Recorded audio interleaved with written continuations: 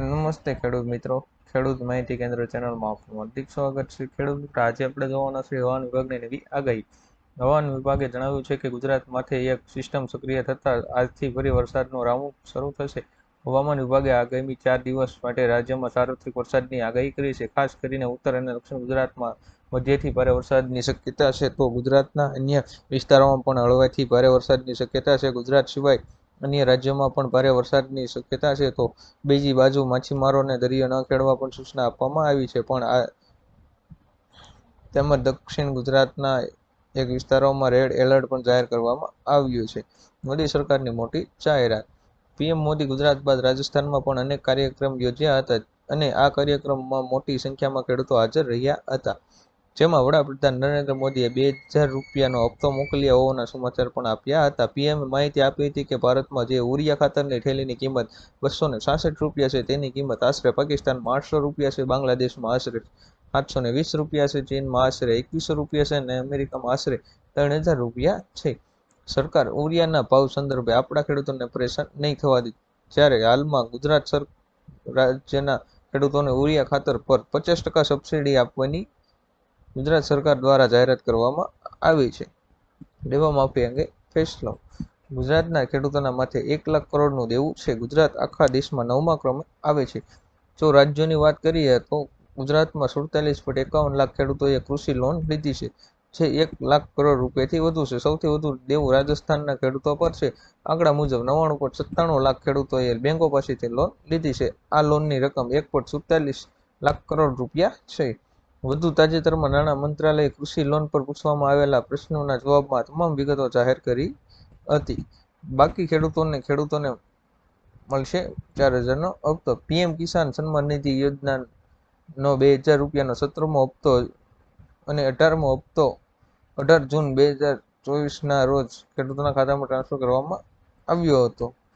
PM કિસાન યોજના હેઠળ આપવામાં આવેલ દરેક હપ્તા 4 મહિનાના અંતરાલ સાથે ચૂકવવામાં આવે છે. જે મુજબ 17મો હપ્તો 18 જૂન 2024ના રોજ ખેડૂતોના ખાતામાં ટ્રાન્સફર કરવામાં આવ્યો હતો. કૃષિ અને ખેડૂત કલ્યાણ વિભાગ દ્વારા પ્રાપ્ત અહેવાલો મુજબ લાખો ખેડૂતોને પીએમ કિસાન યોજનાના 17મા હપ્તાની રકમ મેળવવાથી વંચિત છે. તેમને 17મો અને 18મો હપ્તો એકસાથે મળશે, પણ તે પહેલા તમારે ફરજિયાત ઈ-કેવાયસી કરવું પડશે.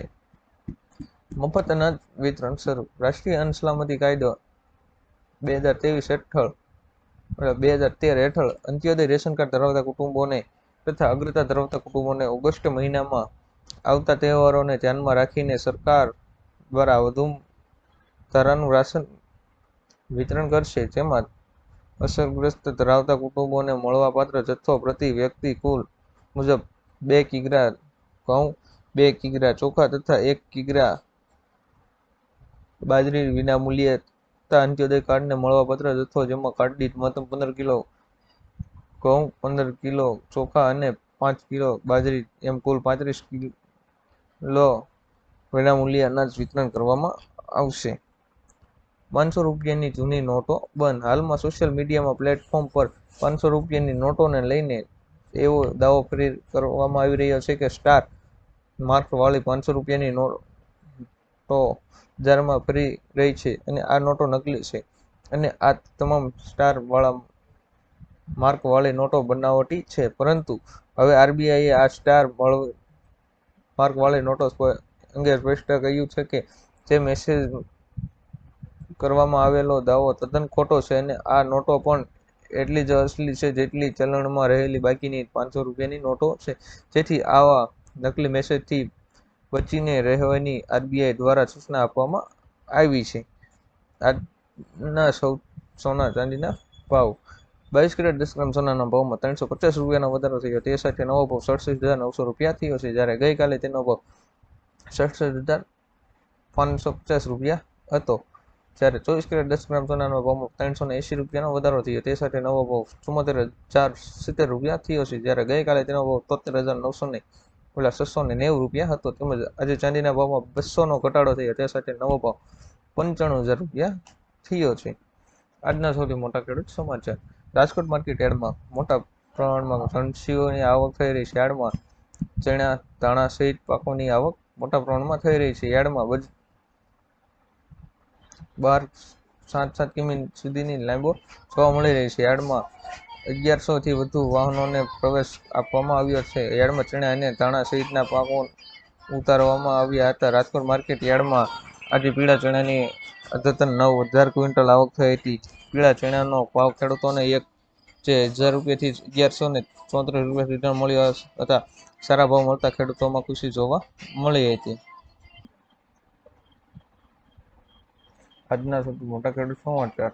રાજકોટ માર્કેટ યાર્ડમાં 3200 ક્વિન્ટલ ધાણાની આવક થઈ હતી. ધાણાનો એક મણનો ભાવ 1,350 થી 2,100 રૂપિયા ખેડૂતોને મળ્યો હતો. રાજકોટ માર્કેટ યાર્ડમાં ટુકડા ઘઉંની 7,500 ક્વિન્ટલ આવક થઈ હતી.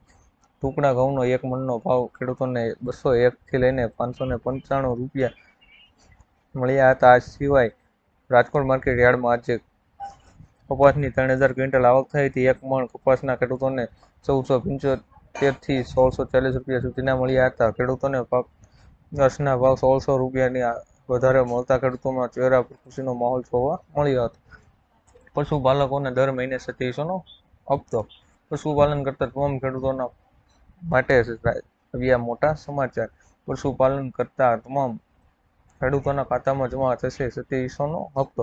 ગાયના નિભાવ ખર્ચ માટે સરકાર તમામ પશુપાલકોને આર્થિક રીતે સહાય કરે છે. તે 4 હપ્તા દીઠ ખેડૂતોના ખાતામાં ટ્રાન્સફર કરવામાં આવે છે, એટલે કે જમા કરવામાં આવે છે. જ્યારે જે ખેડૂત મિત્રોએ આ યોજનામાં ફોર્મ ભરેલ છે તેવા તમામ ખેડૂત મિત્રોના ખાતામાં 3700ના 4 હપ્તા એટલે કે ટોટલ 10,800 રૂપિયા જમા થશે.